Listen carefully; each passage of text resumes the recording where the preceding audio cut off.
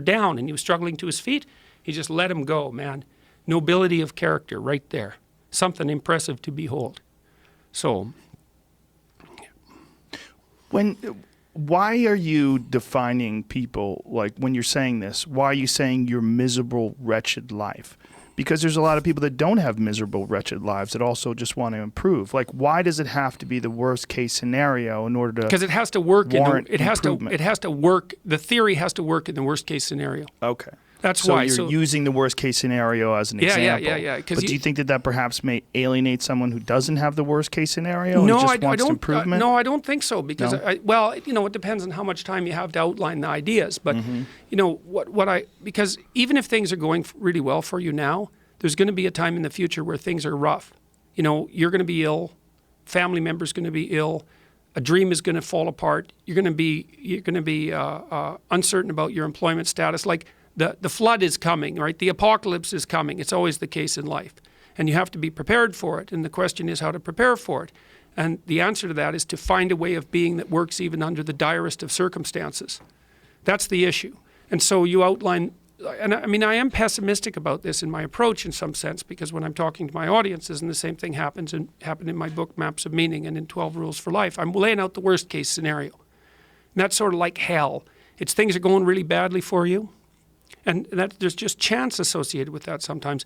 And you and the people around you are doing stupid things to make it worse. It's like, okay, what have you got under those circumstances?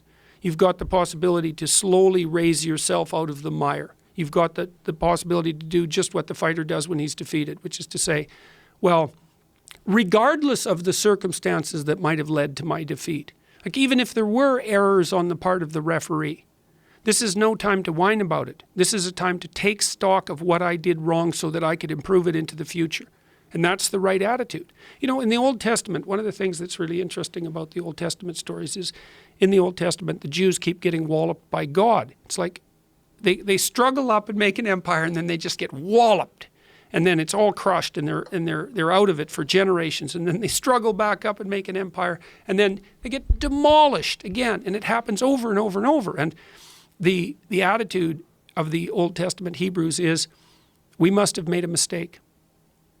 It's never to shake their fist at the sky and curse fate. It's never that. The presupposition is, if things aren't working out, it's my fault. And that's a hell of a presupposition. And you might say, well, of course, it's that underestimates the degree to which there's systemic oppression, et cetera, and the vagaries of fate. It's like it doesn't underestimate it. It's not the point. The point is your best strategic position is, how am I insufficient and how can I rectify that?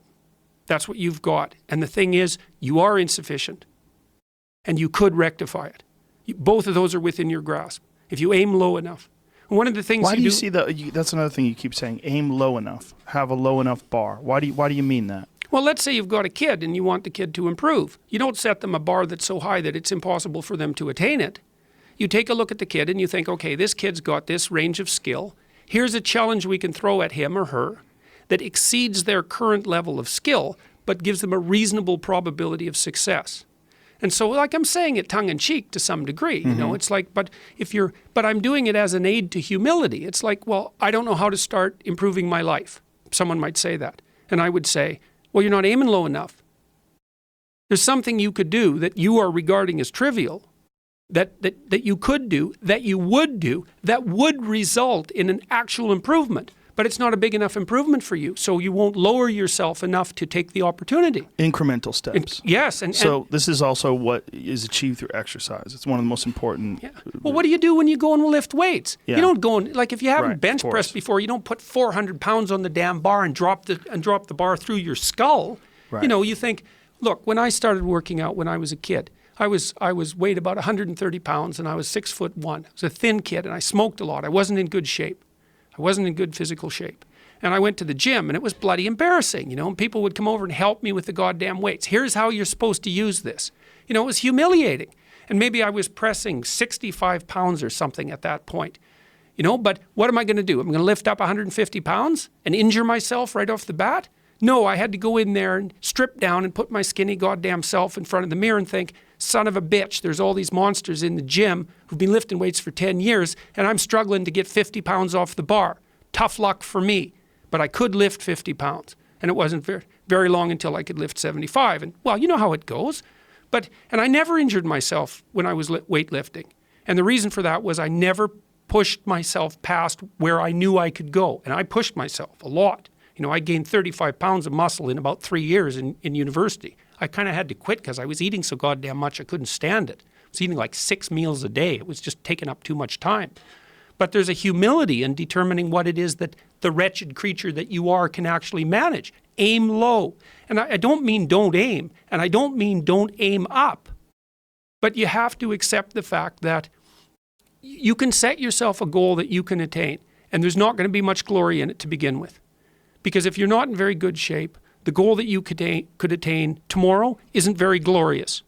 But it's a hell of a lot better than nothing, and it beats the hell out of bitterness, and it's way better than blaming someone else. It's way less dangerous. And you could do it. And what's cool about it, there's a statement in the New Testament